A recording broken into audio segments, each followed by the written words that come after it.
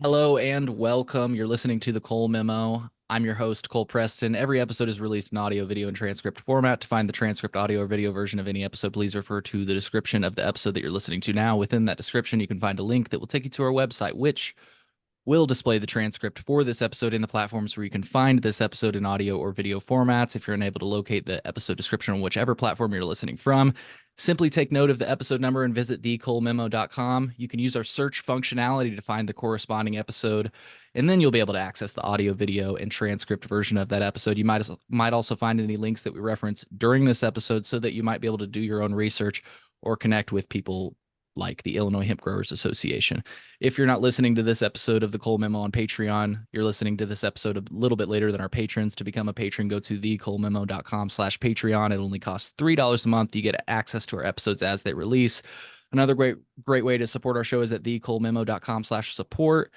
Our show is funded by listeners like you, but one of the best ways to support our show is absolutely free. Subscribe to or follow the show. Leave a positive review from wherever you're listening to us from.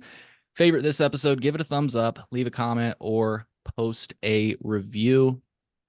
Folks, I am joined by several people today. Phil, welcome back to the Cole Memo. Why don't you say hi? Hello. Thanks for coming back on, Phil. I always enjoy when you join us. Rachel, Chris, welcome back to the Cole Memo. How's it going? Good to be here, Cole.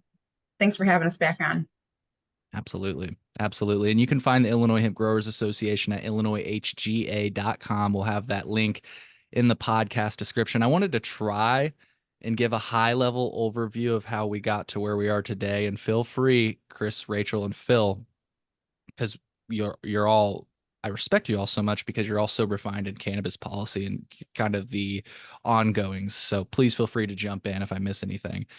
I want to start in 2014 when the term hemp really became a legal term. Industrial hemp was legalized in 2014, but that term was expanded in 2018 when Congress dropped the industrial prefix, completely revamped the definition of hemp to include the cannabis plant. And I'm sure you all have heard this, any part of the plant, including the seeds and all derivatives, extracts, cannabinoids, isomers, acids, salts, and salts of isomers, whether growing or not with a delta-9 tetrahydrocannabinol concentration on a dry weight basis of no more than 0.3%. So the debate around hemp, I would say, started a few years ago and originally started as kind of like a CBD Consumer Protection Act. And it really hasn't been much of anything that I think has been on our radars until I would say maybe last fall is when it really heated up. There was a debate on live television that ultimately inspired episode 3 of the Cole Memo, which featured a lot of stakeholders on both sides of this issue. That debate, like I said, was very heated and has continued through to this legislative session. Recently, there was a press conference from the Cannabis Business Association of Illinois, which contained a proposal which they said would regulate hemp. But really, when you look into the details of it, it would regulate hemp under the CRTA, which is a highly limited system. And the reason, if you were wondering why I was displaying the Cole Memo earlier, is because it really seems like that's what this debate is around. A lot of people say that the Cole Memo, which is not just a reference to my show, is what created Cannabis 2.0 or Prohibition 2.0, which I think is, we should just start calling it that because that's exactly what this proposal seems to be. The features of Cannabis 2.0 are highly regulated, compliance focused, limited, licensed cannabis markets. And for all those reasons, hemp is seen as a direct challenge to that system because there are no license limitations. I would say that's the number one reason. There's no license limitations. There's no barrier to entry per se. There's not a regulatory moat. Yesterday, there was a Senate Executive Committee hearing in which proponents and opponents of a ban on hemp spoke. I feel like I've done a decent job of doing a high-level overview, but it's possible that I missed some bases. Do you guys want to jump in anywhere and before we get to the content of today's show? Did I do good? I think I did Feel like decent. you laid it out pretty well. Cool.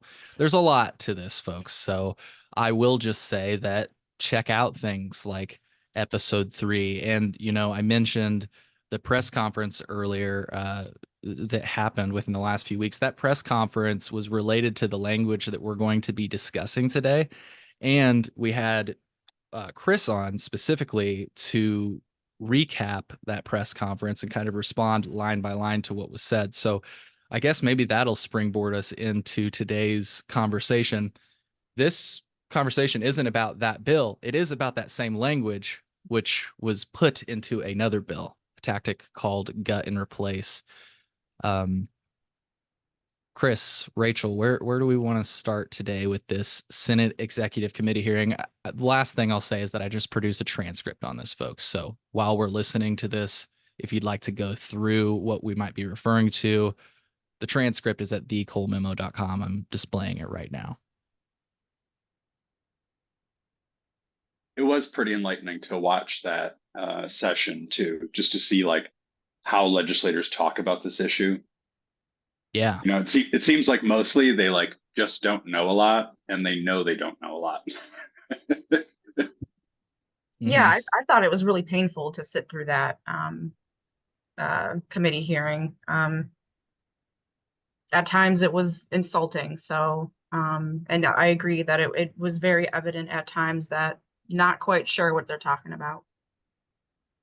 I think you did a good job, Cole, taking that little snip that when you just showed from your website where they open up to laughter, because Leader Lightford says, "I wasn't aware that I had any opposition," and they know that the count of people signing in opposition, witness slips in opposition, was over 700 at that point. So everyone in the room kind of chuckles, and then they pass the bill unanimously. Or they passed it out of committee unanimously. Yeah. So they were laughing at us, not with us. That's for sure.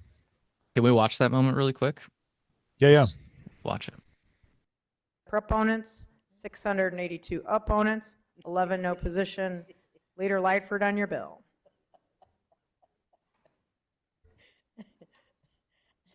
I didn't know I had any opponents.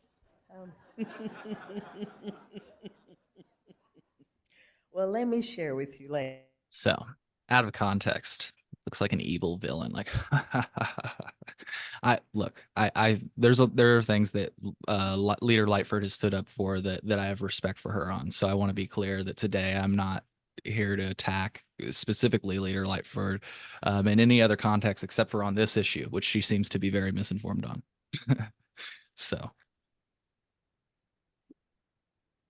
Well, yeah. and I would just say, just because it popped into my head, I remember going to that cannabis town hall that she had. She like said during the thing that she has a real issue with people that she views as going around rules or circumventing rules or processes. Like I imagine her head, it's like all these hemp people have taken advantage of the system and they've circumvented the pathway we've set up for you to become a licensed cannabis business. And I just feel like she's got like something in her head about hemp people are rule breakers. What they're selling is illegal. And, she kept saying that. And I'm like, well, if it's illegal, why aren't you going after him with law enforcement? Yeah. I don't know. I just feel like she's very on this, like, these are rule breakers. What they're doing is illegal. And it's like, well, then you shouldn't really need to pass additional legislation to make that illegal, right? Right. Which is one of the first few things she does say. This would make, I can look for it, but it would make the current operations illegal. I can find that, but yeah, July 1st of 2024, selling hemp-derived THC products outside of a dispensary is illegal. It's one of the first few things she said. But during the thing, she kept saying it's illegal now. Right. And I just can't help but view that as her trying to like color hemp people as illicit, doing bad things. Yeah. Well, and I mean, she definitely called them, she insinuated that they were dishonest and definitely called them drug dealers. hemp growers, drug dealers that were hiding behind a hemp license, I think she said. We can play that moment if we want to, but Chris, Rachel, wanted to give you space. I don't know, Chris, you got anything to say about that? Yeah, I've got plenty to say about it. Um, I don't know where to begin, but I think if you take the point of view that is laid out in the legislation, that regardless of wherever the cannabinoid came from, if it contains the letters THC, then it's cannabis that should be under CRTA or compassionate, one of those two frameworks. And so looking at it that way, sure, yes. From that perspective, as someone who believes that that's the correct way to regulate cannabinoids, as though like they're all Schedule 1 substances, which is another discussion, with the rescheduling underway. It doesn't seem like any of this, hardly any of the framework of CRTA is relevant anymore. And that should be updated. We shouldn't be bringing more things under that umbrella. But if you're looking at it as, hey, the CRTA is the way forward, then yeah, if these definitions and this bill were to go into effect, then what she's saying is true. It is all illegal. But you're absolutely right, Phil. It's like you're kind of putting the cart before the horse. You're trying to say that it is, and maybe you could come after people if it was banned at the state level. Maybe you could, but right now it's a federal thing, right? And we're not seeing any enforcement on the federal level. All we see is warning letters from the FDA for the most egregious of offenses.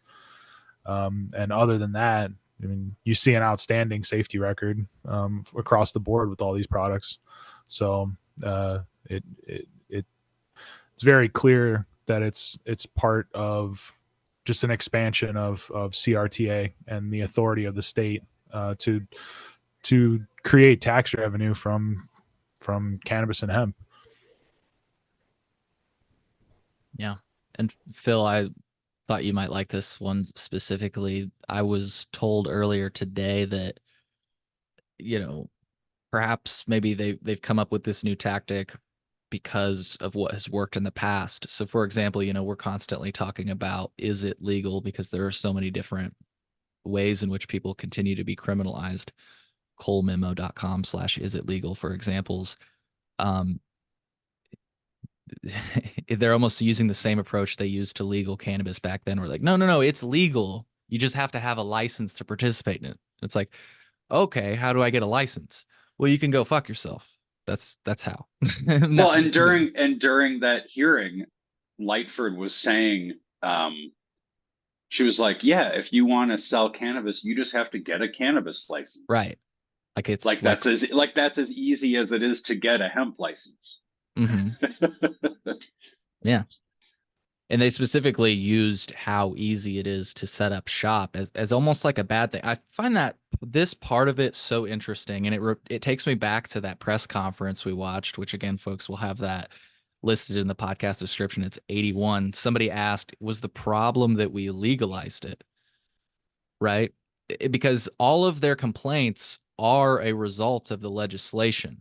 Right. So like they're like, well, the taxes are too high. The licensing fees cost too much. And, it's just so hard to make any money in this industry. And it's like, but meanwhile, these hemp people, they can just do whatever they want. And it's like, so you're complaining about the Cannabis Regulation and Tax Act, but you refuse to like acknowledge. You get what I'm saying? It's almost, I know you guys had said, what was it? It's sunk cost fallacy. I also think it's a little bit of Stockholm syndrome.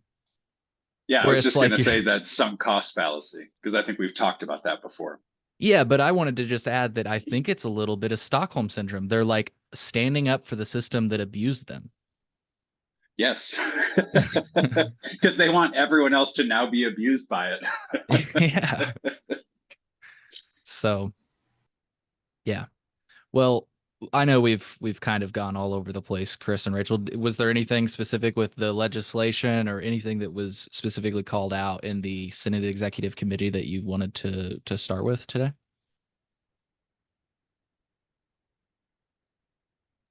Yeah, I mean, there's a couple of things that you reminded me of as you were kind of going through that.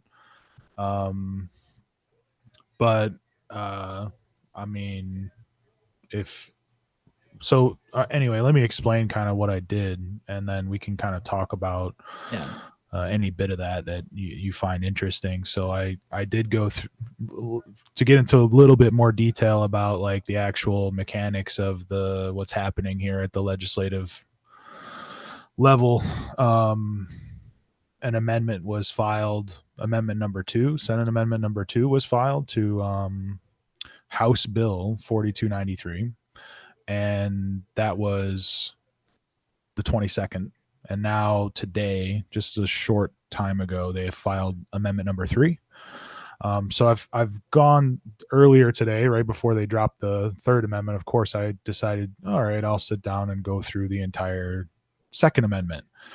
And so I've gone through all of that, and now with the third one, compared it to the third one, and the only significant change I can see in the third one is they created a carve out for beverage sellers.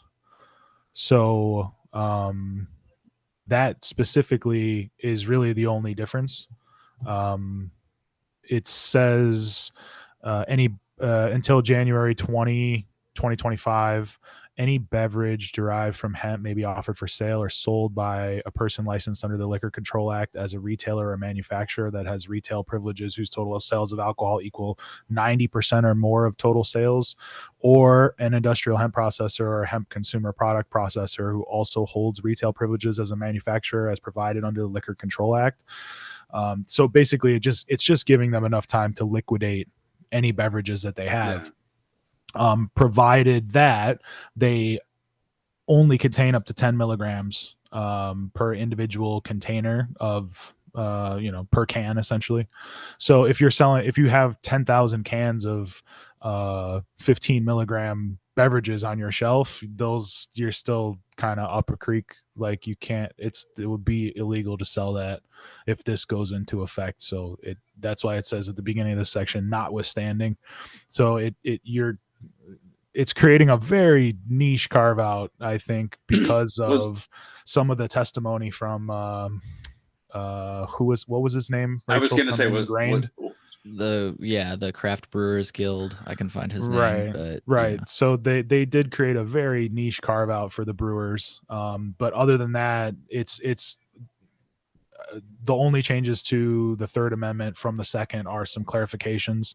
Like they add in a couple of words here and there to make sure that like the phrase not intended for human or animal consumption is fixed in some places.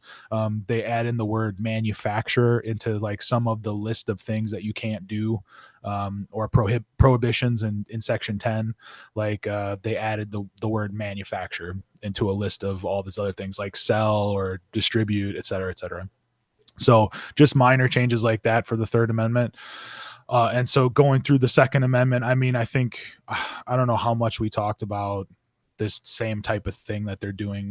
This is, I think you and I and Phil Cole have been on this topic quite a bit. And the first things first, with every bill, they throw out a bunch of definitions. They're just straight out of wherever. They're just straight up arbitrary. So that they try to what this bill does is create the phrase artificially derived cannabinoid. So it is whatever they want it to mean. But my comeback to that is all derivatives of hemp are legal under the 2018 Farm Bill. So like they're kind of it's like they're kind of saying, well, the Delta 9 that's naturally derived from hemp is okay, but if you took your CBD and then converted it to Delta 9, now it's no good. And like for me, that's like, well, you can milk the cow, but you can't kill the cow and cut it into steaks and render the tallow out of it and use the fat from the cow that way. You can only take the cream from the cow. You can't take the fat.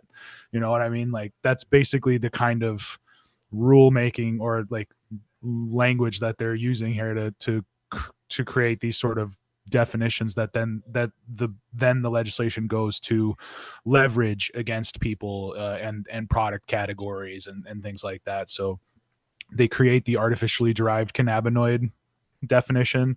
They also define what a hemp cannabinoid is and isn't. So they only are talking about naturally derived things, and then they give a list. And the list on that is like they say it's up to the Department of Ag to choose what is and is not intoxicating.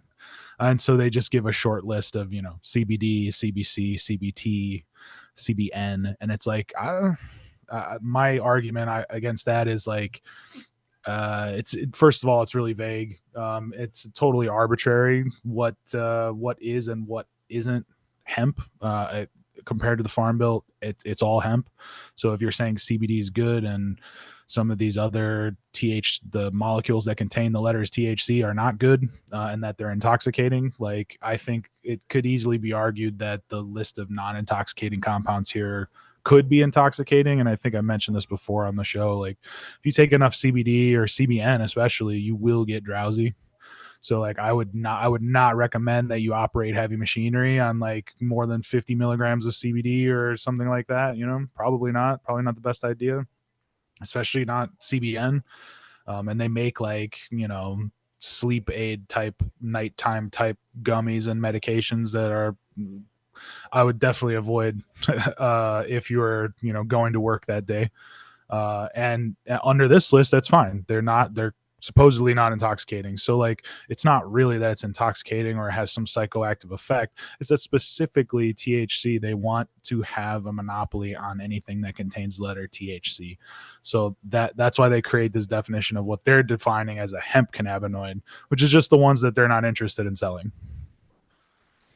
Yeah, and I thought it was interesting that it seems, I could be a little wrong on this, but it seems to make the variants that we've talked about in the past about using hemp in your products in dispensaries, it makes that permanent so that they don't have to keep issuing a variance. So it's just part of the law now. And it's not called hemp, even if it has hemp in it. You call it cannabis by the law. At least that's what I saw it said. So even if it is hemp derived, it's legally it's cannabis, and only cannabis can be sold in dispensaries, I think is what the law says. That's exactly right. Yeah. So it's funny that you brought that up, because like, yes, as soon as the cannabis licensee takes possession of it, it is now cannabis. So, right. It's no longer hemp. So, right. So then it's applicable to all the same taxes and everything else.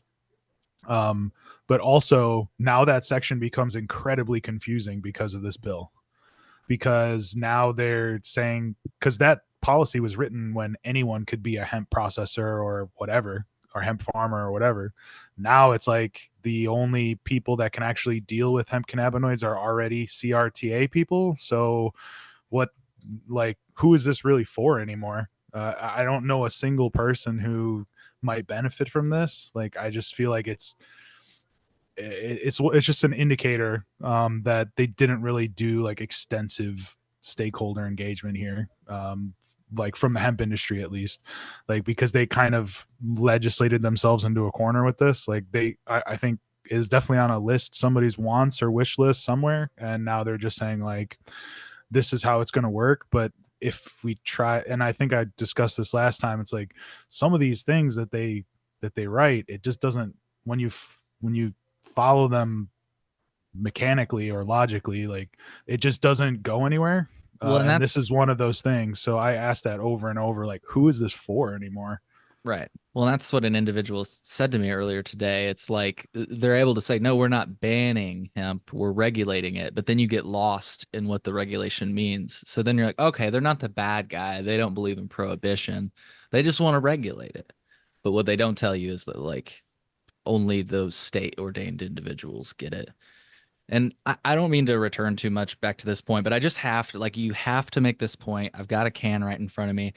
A lot of this, I said at the top of the show that it's limited licenses that this is really about.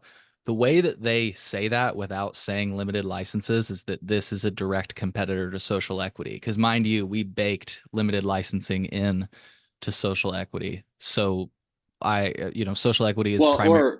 Go ahead. or they'll often say it's a threat to our social equity licensees. And I always just think, well, I know there's cops among those social equity licensees. I know there's former Chicago aldermen among those social equity licensees. I know there's massively successful restaurateurs, white guys in Chicago that are, it's like, who exactly are these social equity licensees that we're like bending over backwards to Yeah. screw over all these small businesses for?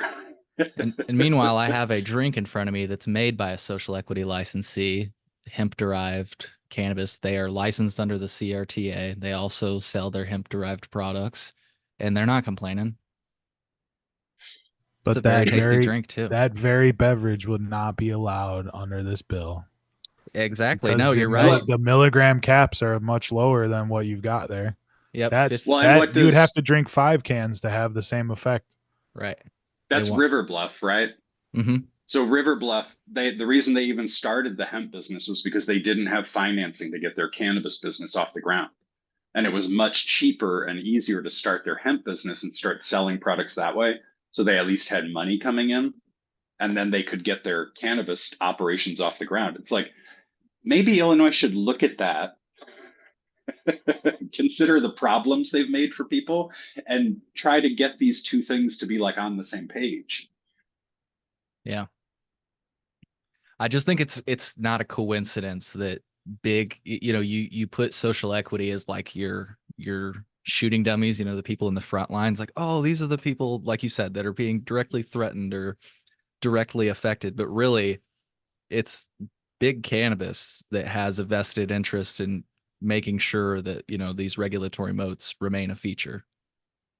Yeah, and these amendments definitely sort of hide that social equity component that was kind of at the forefront from the last time we discussed legislation like this. Like, if you look through the language of this bill, there is not much in the way of social equity, like as social equity carve outs from hemp. What it does is just transfer hemp to CRTA, which already has social equity carve outs. Right. So it's not like some of the other versions that we talked about that had like a specific social equity hemp regulatory fund, and like a certain portion of carve outs from hemp taxes to go to that fund and fund social equity and things like that. Like, there's none of that in this one. Right. We don't need that though, because we've got the most equity centric program in the nation.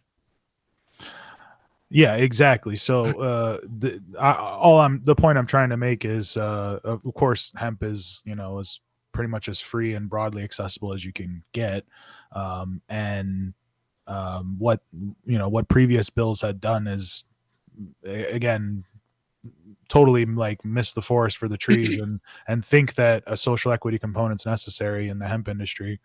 And with this one, at least they haven't done that same thing where they kind of carved out a special fund and a special program and a special mandate where they can hire their friends who own contracting companies to fulfill the requirements of the mandates that they wrote for themselves. But it doesn't really have to. It just, this one's a lot more cut and dry. Basically what it does is, like, everyone's talking about how it's going to kill the hemp industry, and one of the key ways, and it was good in the press or in the Senate hearing yesterday, that the person who gave the second testimony, it was McElfresh, his last name. He mentioned that the way that they define intermediate products in the bill is kind of impossible, and it's true.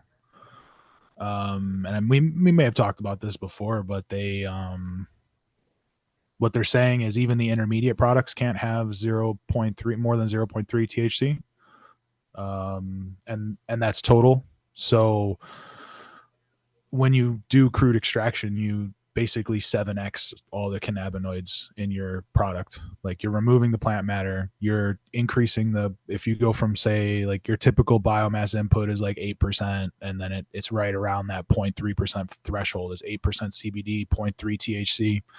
You run it through crude extraction, and now you're looking at something that's like 55% CBD and probably around 2% THC.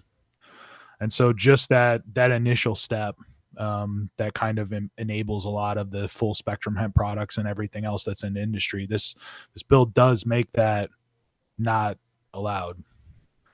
It makes possession of that not legal for anyone other than someone licensed under the CRTA. And so a lot of the points that Leader Lightford was making in that hearing yesterday about how if you want to sell the legal hemp, if you want to sell the CBD, et cetera, you can do that. You just can't sell the intoxicating stuff. But with a definition like that, it doesn't actually like logically, mechanically work that way. And it's not just that. Using the example that they have here of like what a consumer CBD product is defined as underneath this bill. They also put a 0.5 milligram per serving or individual product unit and a 2 milligram per package cap on it for THC. So, if we take, which essentially kills smokable CBD flower, because at 0.3% THC, a typical 3,500 milligram package or 3.5 gram eighth of CBD flower is going to have roughly 100 milligrams of THC in it and still be compliant. So this is roughly 50 times less is allowed. So if you could have a 50th of an eighth, that's what's allowed as far as milligram caps for smokable CBD flower. So I don't know what that is, like a 50th of 3.5 grams. It's nothing. It's like a crumb. But like that eighth of CBD flower, when you smoke it, is not getting you high. People Correct. might hear like 100 milligrams of THC and be thinking like edibles, like, oh, that's enough to get, like, you couldn't even really try to make like weed butter out of that to get yourself high. You'd get CBD butter. Yeah. Yeah. And also that limit was defined as non-intoxicating by the Farm Bill. It was like that's where they decided, and we could get into how that's completely arbitrary, and the 0.3 limit is developed by a scientist who said it just fit my data. It wasn't necessarily based on like human physiology as far as like tolerance for what does and does not get you high. And so even under that arbitrary standard, which is most people I think agree is probably too low, you're going 50 times more strict than that, which is just that's a perfect illustration of kind of what the position of this bill is with its regard to like the current hemp product space. Gotcha. And then finally, yes, in that same definition, they do a ratio. They talk about the ratio that the total hemp cannabinoid concentration has to be 25 times greater than the total THC concentration. And so most hemp varieties, when you grow them, they typically express CBD to THC in a 20-to-1 ratio. And if you're really lucky, like 22, 23-to-1 ratio.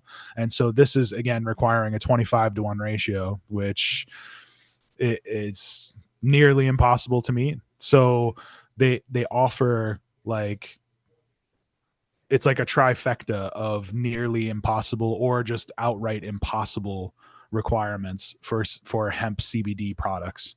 And this is I'm talking, this is on page 2 of the bill is all that we've gone through so far with everything, all the comments that I've made here. And it most of the action of this bill happens within the first 21 pages.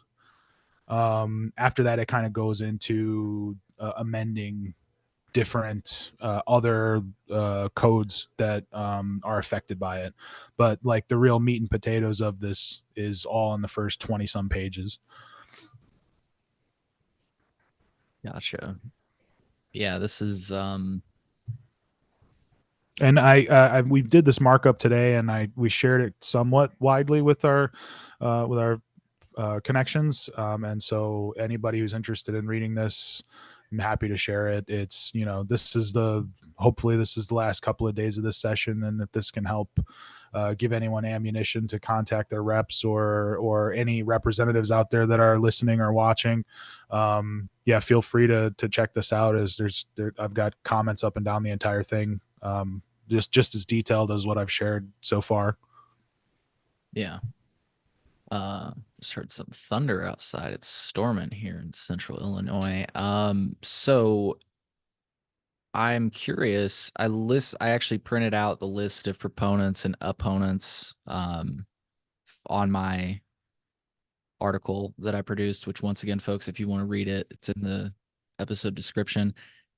I think it's notable to mention once again, at least at the time of the writing, that there were 32 proponents, 773 opponents, and of the 32 proponents, I'll pull it up real quick, but I saw a large number of cannabis regulators. Aaron Johnson, our CROO, Emily Spangler from the Department of Public Health, which, I'm actually not sure if she's in cannabis legislation, but David Lakeman for sure is. You've got people from Chicago Normal that are proponents of this bill. I saw James and Sandy Champion, who are actually members of the Medical Cannabis Advisory Board. And then, of course, you have people that actually debated on my show as proponents of a ban on Delta 8. So people like Akili Parnell, Kareem Kenyatta. My question is, I just love seeing Chicago Normal on that list. If you ever wanted to wonder if they're really for cannabis reform, they're not. They're a cannabis business association. It reminds me of an old article that Mike Fouché did on them back in the day. It kind of pretty much asked that question: Are you a business association? Or are you fighting for consumer provisions like Normal typically does? And I can't remember how they answered that, but my question again, thank you, Phil, for mentioning that, because I do think it's important to add that. But my question for you, the Hemp Growers Association, I mean, I'm pretty sure you probably have a relationship with David Lakeman, but so let's get the cannabis regulators out of the way. So obviously, like, Aaron Johnson's on there because she wants her, like, she doesn't want this to compete with her job type of thing. That's my hypothesis. I don't know. I could be wrong. But like somebody like David Lakeman, who, like, when I've had on the show, I couldn't get him to impart any opinions. Regulators always say they can't impart opinions because they're regulators and they have to remain neutral. Meanwhile, they're listed as proponents on this bill. So, like, what does that bode well, I guess, is my question. Sorry, that took a long time to build up to that. Do you get what I'm asking? Yeah, I think it's frustrating to work closely with the Department of Ag over the last couple years. Even more so that we recommended rules that would help solve some of these issues through the process of Illinois rules, not creating new legislation. We did this last year in March. We submitted it. And even before then, we've had conversations, talking about how can we strengthen our regulation for hemp in the state. And to see that our suggestions, our recommendations were not taken into consideration at all, and now speed up to today, and we're having these problems where Senator Lightfoot is saying we're showing up at the 11th hour trying to make changes. That is absolutely not true. And it makes me just wonder, where does David Lakeman stand in all of this? Like you said, he tries to be impartial, and he tries to stay pleasant, but here we are. Like you said, he's in opposition, or he's not in opposition. He's a proponent of this, and that is not staying impartial at all. And yeah, why did you not take into consideration the recommendations of the hemp industry last year when we could have gotten this into our hemp rules? Yeah, I'm glad you brought up David. I think if you listen, and Rachel, you made some really good points. Thank you. I think if you listen to some of the things that he said, and Cole, you did the transcript, you've got the video. He says he said two things that I thought were really interesting. He's like, we've always been striving to work with the legislative body in whatever capacity that they need us. So essentially, they're their being proponents and their efforts to help craft this in whatever capacity that they did. Maybe what they did was advise on how to amend the Industrial Hemp Act, which is near the end of this amendment. It's near the bottom. So essentially what he's saying is like, we did this because the legislative body wanted us to do this. And then the other thing that I found really interesting, which kind of came up through some questioning during the hearing, was they talked about like, why is it like it kind of what Phil was saying earlier, like what changes here? Like, wasn't it a USDA rule that let us do this? Like, wasn't it the federal government that let us do this? And David kind of comes out and says, yes. Until this point, we've always, everything that's hemp has been like dictated by the USDA. And that's what we always heard when we asked them for those rule changes that Rachel was mentioning, was, oh, we wish we could be a little bit more flexible and a little bit more, forward thinking and progressive and those types of things. And kind of, we wish we could, but the USDA is just holding us back. They say we can't do this, we can't do that. And so that's also seems to have sort of flipped from being beholden to the USDA to now we're beholden to the legislative body in Illinois. And now you have the IDOA going behind state level changes. Like these are very drastic departures from federal policy at the state level that the Department of Ag is behind. When 15 months ago, when we were suggesting some pretty common sense and extremely simple solutions to these very same issues we're talking about here, their hands were tied by the USDA and they couldn't do anything about it. And so we did recommend some changes to the law, some definitions be added, and that's really all that's needed here. The rest is a rulemaking thing. So to have the Department of Ag throw their support behind something that is basically just like a massive expansion of their power, I'm not sure why he came out and said like this represents an endpoint to the debate over like the safety of hemp products. And it's not an endpoint. You're opening up a big can of worms here. It's going to be a much more difficult job for the department to actually administer and enforce a lot of what this bill requires. And maybe that's what they're looking for. Like you said, the CROO is kind of looking for the same thing. I think it's not that hemp is threatening her job. It's that they're looking to bring it under their umbrella to expand the scope of their operation and to expand the revenue that I think they hope to extract off of this. And I think that's why you have that support from the Department of Ag, is that they see it as a way to increase revenue for the state, tax revenue.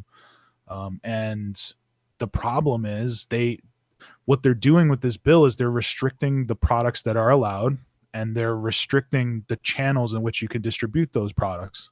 So you end up with a overall restriction on the market, a decrease in access. So like what they're doing is estimating how much money they can get out of taxing hemp, but then they're essentially shutting it down at the same time.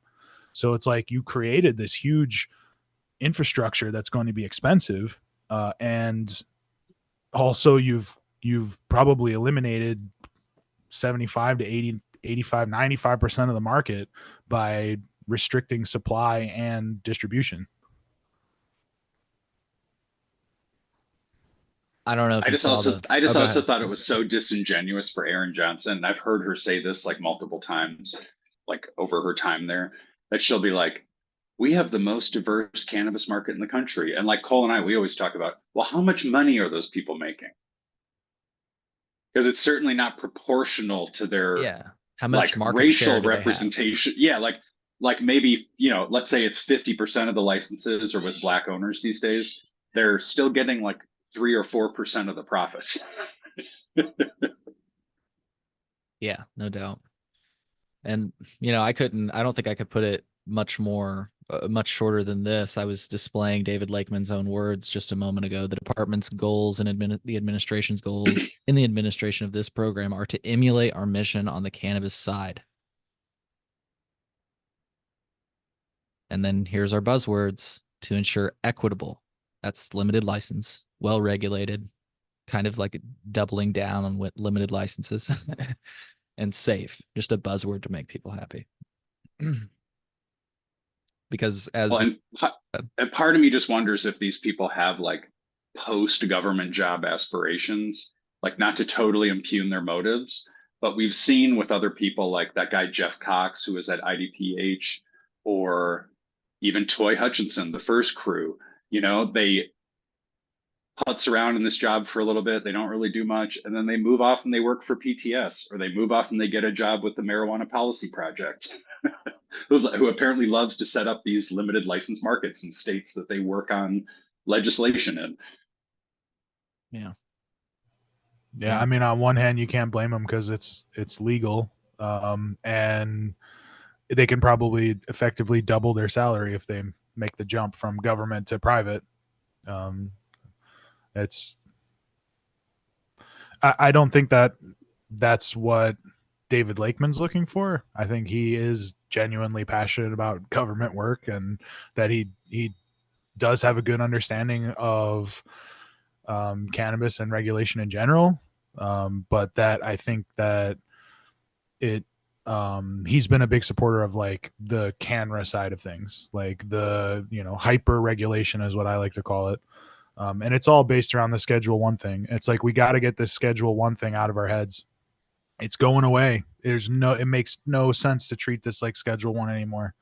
And it's like we're at this critical juncture where it's like we're being held down by a lot of baggage, and we just got to let it go. we got to make changes. Like, if you want to bring this under CRTA, you got to overhaul CRTA too. Yeah, it's like residual stigma. It's like during that hearing when Lightford brought up like, 11% of high school kids have tried Delta 8 and no parent wants to get this call that their kid's in the hospital. It's like, well, why are you taking them to the hospital in the first place? Like, the school's forcing them to the hospital. They got a little weak.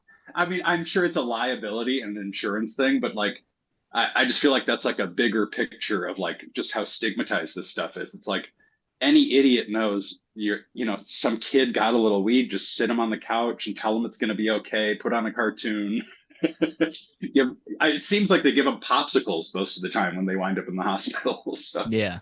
Yeah. I'll have to try to find, maybe we can look at that picture just for a little laugh at the end. But Phil, what's funny is, that same study they referenced, in that study, I can open it up. Just wanted to mention it for our listeners here. They found that 29% of 12th graders reported cannabis use in the last year. There's other numbers in there, but if they're wanting to use the numbers of 12th graders, which is the number they used, which was 11%, 30% have tried cannabis. So more have tried cannabis supposedly than Delta 8, which of course we all know is the same thing, but just saying, if you want to reference studies, that's a important part of the study. Of course, they referenced Jennifer Bash as well, our great friend Jennifer Bash. Jennifer Bash's name popped up again recently in another area. We don't have to talk about that right now, but Jennifer Bash, of course, they referenced her study during this hearing, so found that interesting. Yeah, which is not validated. And as you pointed out, we've got to give credit to you, because I didn't realize this. She's on the board of advisors for Cresco Yeltra, which is seemingly directly related to Cresco Labs, established here in Illinois, which is a pretty, just something you should maybe omit, or at least mention. I wanted to play a moment out of the clip that has got a lot of attention online. There was a moment where they call hemp farmers drug dealers. You want to watch that moment? Let's check it out. Explain, what are we talking about? Because it's disturbing to me if I'm going to put someone out of business when they've invested thousands and thousands of dollars. That's just like the drug dealer on the street selling drugs. Does that disturb you? This is no different. Oh, absolutely it does. Well, then that's who sent you the emails, a drug dealer selling drugs behind a hemp license. They're not behind the cannabis license. I visited Senator Tracy, I have visited, I actually had that farmer she was referencing on the show today. So folks, if you want to check out that episode, she said I visited the farm. I had that person on the show today. What did you guys think about that moment? I thought the questioning right at the end where she was like, I visited, it's like she was meaning to say that I visited them and they're the farthest thing from what you would call a drug dealer on the street. But then she voted in favor of it anyway. So it was, I it noticed was, that there were no no's. They were all yeah. yays. Well, I do feel like voting something out of like committee is not necessarily, like you're supporting it. You're just like, okay. Yeah. Like, maybe you don't want to ruffle feathers with the Senate minority leader. Yeah, I could see that. But I think there was a lot of stakeholders of ours, especially that were looking for this to die in committee. So Yeah. to let it get to that next stage, and the next stage is it needs to go to the Senate floor. And you have 59 senators in Illinois, not just 13 in the committee. So we'll see how that plays out. And I think they're probably working on it. They'll be working on it through the weekend. Isn't that right, Rachel? She's been just completely enveloped in this situation for the past couple of days, and just doing the best I can to support her and doing what I can, digging into the language of the legislation to back her up. So, yeah, sorry. Am I Go correct ahead. to understand just real quick that like this wouldn't be going straight to the Senate floor if it would not have been for this technique they used where they replaced the language? In other words, there would have had to be like 3 of these types of hearings. Yeah.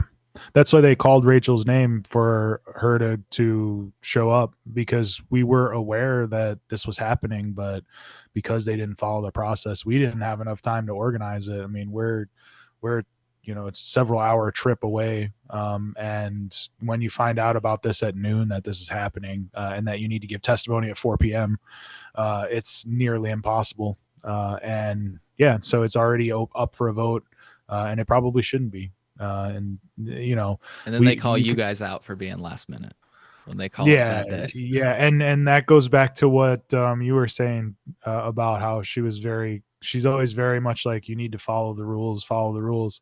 It's like you're using all the tricks in the book right now. Well, and wasn't this how they passed the CRTA originally?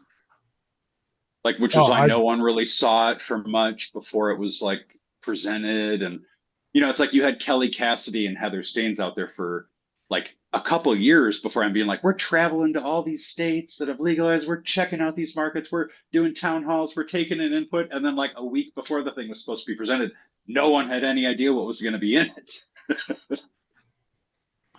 And it's like, it reminds me of this. It's kind of unrelated, but there's a scene of like it's a Kevin Hart movie with The Rock where they're like secret agents or something, and he's like, I just got to ask you one question: are you in or are you out? And he's like, in what? What are you talking about? And he's like, nope, no time for questions. Are you in or are you out? And like, that's how they present this legislation. And it's like, well, I don't know what I'm signing. I don't know what I'm doing. It's like, well, so I guess I'm out. And he's like, well, nope, sorry, you're already in. And it happens so often.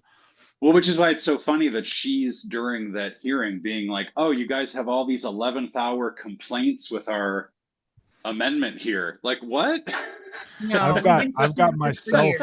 Yeah, I've got myself quoted on criticizing the CBD Safety Act proposed by Bob Morgan from back in 2021. I've got articles quoting me saying, questioning the ties of the marijuana industry to the regulation of CBD safety. So this is no 11th hour thing. 15 months ago, we gave oral testimony. We presented solutions. We tried to handle this the way it's supposed to be handled with the rulemaking process. Like, it should never even get this far. But sorry, Rachel, go on. No, you're good. Yeah, this is it's just interesting to see how the game is played. And the reason I wanted to make sure to ask that is because, you watch this hearing and it is interesting how believe it's Senator Castro runs this, who as I understand it, is, he seems to be pro CRTA, just based on what I've seen her say in the past. Due to she deals in cannabis issues just like Lightford. She's one of those people. But to your point, just to your point, I know that in the past, I believe you as an association have not voiced support for this measure, but just to your point, a lot of those people that were there, I believe, including Glenn McElfresh, have worked with Representative LaShawn Ford on a measure. And, I spoke to him just about a year ago. So it's not like everybody, and that's the way that it was presented in that hearing. Just this last week, all of this other legislation and complaints came together. No, this has been an active conversation. That's been occurring. It's why you're a repeat feature on some of my shows, because this keeps coming up. It's not going away. So It's a saga. Yeah, I had an interview with someone from Politico, so hopefully we see an article next week. But yeah, it's a saga. It's been a multi-year saga, and it's got recurring characters. So it's been fascinating to follow along with it. I wish that we could get over it. And just like David Lakeman said, like we need an endpoint, and our position is that it's one that is progressive, not one that is weighed down by mistakes and sunk cost fallacy, and like you said, even Stockholm syndrome. Like there's a better way. We may not have ever experienced a better way yet, but there is a better way. Yeah. You just have to listen to the industry, listen to the stakeholders. Don't make decisions in a vacuum, and don't let special interests dictate the legislative process. It's they're not saying anything new here. And listen to consumers. Like there's far more consumers. Yeah, Clearly consumers people want to buy cannabis in a variety of places. They want to get into breweries. Clearly this CRTA market that they've set up just doesn't provide for everybody. Yeah. Didn't we talk about that last time where it was the location? It was. They remember they were talking about the Super Bowl, and how those two guys just went down the road and bought some cupcakes or something, and they were high for 2 days. Right. And I was like, that's an inspiring story about freedom and experimentation. That should be their right as a citizen to do that if that's what they want to do, right? And they tried to use it as an example of how dangerous hemp is. But why did they go down to the corner store to get it? Because it was a 2-hour drive to the closest dispensary. That's why. So like, yeah, the like I was saying before, this is going to kneecap the tax revenue they get because they're restricting the distribution channels that they have. So it just kind of, it's like a dog chasing its tail. It just doesn't make any sense. It just seems like a waste. And they talked about the amount of work that they put into this. And it's like, and all that work was paid for by tax dollars, right? And some of the stuff that Leader Lightford was saying on the floor there in the Senate committee hearing, that was just straight up word salad. Like when she tried to explain how the extraction process works, or she tried to explain how you can isomerize delta 8, or any of that, the creation of the oil and all that, like it was just straight up word salad. And I think she tried to talk about like individual tolerances too, but she didn't say tolerance. She said something else aside from tolerance, but she got into a discussion about how that might affect you, or like what is intoxicating, just briefly there. And it was just like, it just shows that like any appeal to authority that you heard, where like she's saying, like, does a drug dealer disturb you? A drug dealer on the street. What disturbs me about that situation is that there's no safer distribution system that people have access to for the substances they want to consume, right? Like that's what's disturbing, is that the danger and the violence and all the stuff that's associated with drug crime. It's created that way because we don't give them a pathway. And then with this, they talk about giving a pathway, and the pathway is so narrow. Like you guys have harped on the limited license thing. Like that's not really a pathway. it just like the pathway to citizenship, right? It'll take years and it's backed up, and they can shut it down at any time, and it just is an absolute disaster for anyone who's trying to immigrate into this country. So if that's the kind of model that we're doing, when they talk about pathway, I feel like that's the type of pathway they're creating, is one that is just backed up, years long backlog, and incredibly expensive, and by the time you get approved, maybe you're dead. Like it might be that long. Yeah. I just, the reason I get so frustrated with this issue, if like, I always like to try to address this when we talk about this, like, it just seems like it's the first step towards the end goal. And I might even be taking that a little bit away from Rod Kite's speech that I shared. So if you want to check that out, folks, go to thecolememo.com, search up Rod Kite. But like, we've descheduled part of the cannabis plant. If you look at any advocate's Instagram right now, somebody's made a post complaining about the fact that we're only rescheduling cannabis and it's going to be in Schedule 3 with anabolic steroids and everything else. And what we should do is deschedule cannabis. And it's like, we've fucking started. Like, let's take it past the line. And people refuse to, and they denigrate. I hate it when people talk down on hemp. It's a trigger for me. Phil knows that. Because it's like, it's the first step, and it makes me question if descheduling was a thing. Because notice, mostly cannabis companies are applauding the move to Schedule 3 because of the 280E relief. You only hear advocates taking the stand saying, but it doesn't address criminalization, which is what Joe Biden said, and that's his campaign promise. And if you're not descheduling, then you're not doing that. No, yeah, I think it's interesting how there hasn't really been a lot of vocal cannabis companies on that. It makes you wonder if they're just truly, if they think it should be treated like a scheduled drug. you know They do. It's safe, but it's not that safe, right? They're counting on that stigma to stay here for like another 10 or 20 years. Straight up. Well, I want to be mindful of our time because I know, Phil, you got to run here soon. But I guess just to close, can we briefly address, because like one of the things that I had written online is like, a lot of people have been asking, isn't this a federal issue? And yeah, it's been in the headlines as a federal issue lately. And it's like, why don't we just let the feds work this out? Let's work this out at the federal level. It is a federal law after all, right?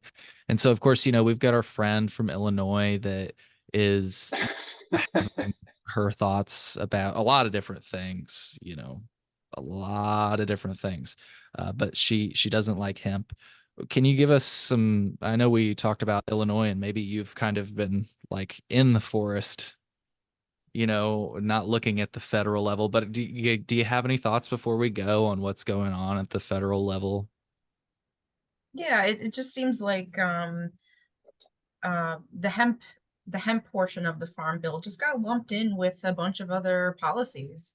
It didn't really get a fair chance to even be heard separately from other issues.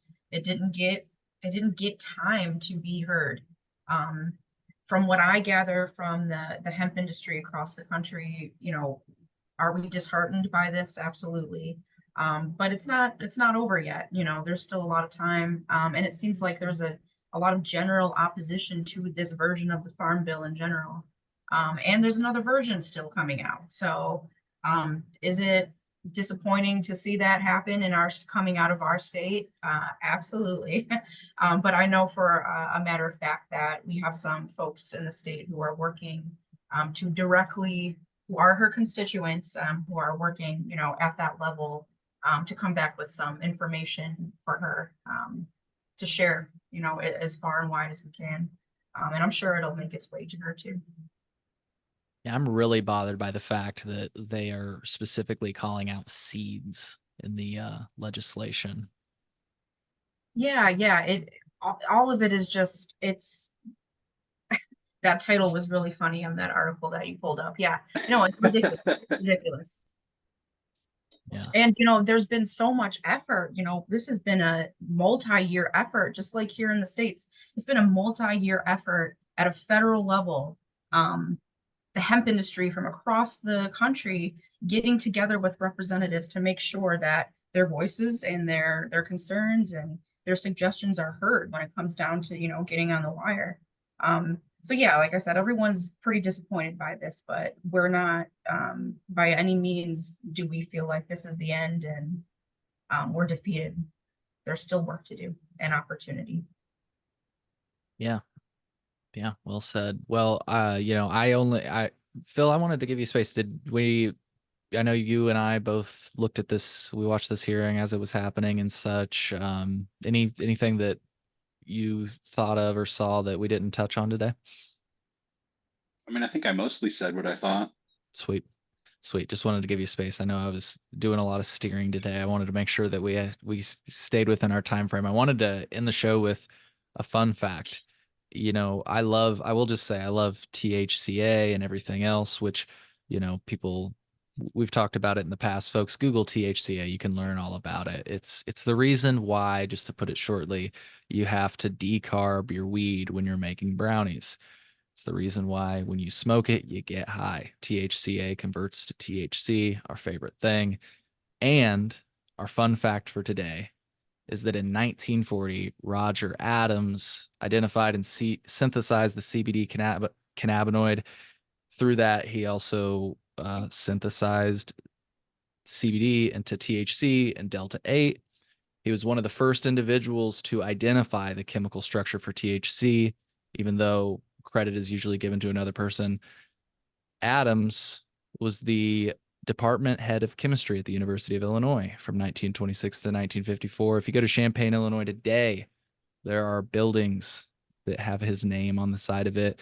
You can do some reading on him. Apparently, he was targeted by like Henry Anslinger because of his research, on the cannabis plant. Obviously, that was around the time that all that started to happen, 1937, of course, right? So look into that, folks. I'll put a link in the podcast description if you want to do a little research on that. I just thought that was a little bit of a fun fact as as we exit.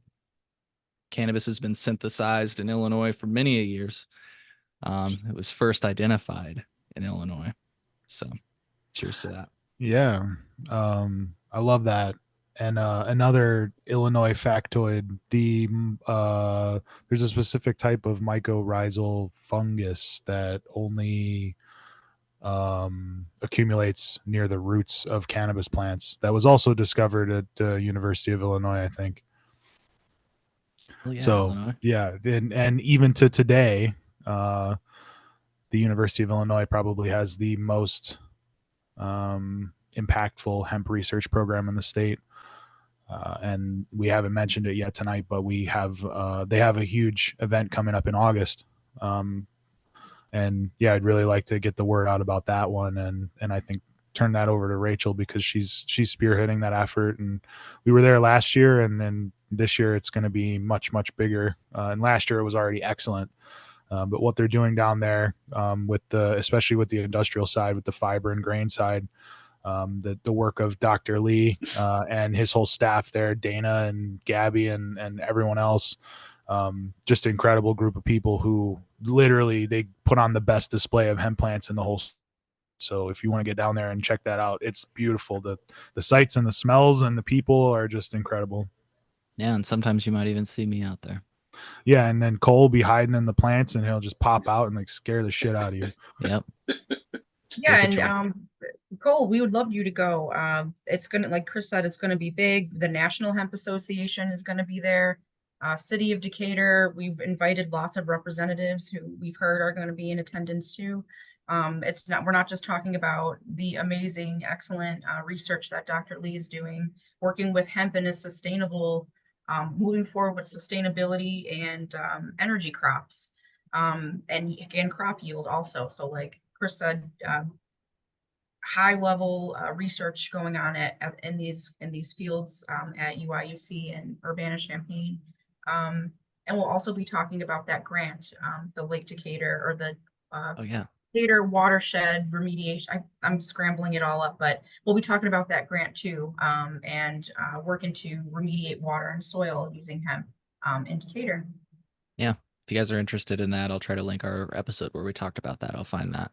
Um, and sorry, just real quick, another just small note to end on. Am I correct to understand that we got into cannabis research like you just described because of the Farm Bill? The universities across the nation got access to the cannabis plant because of the Farm Bill?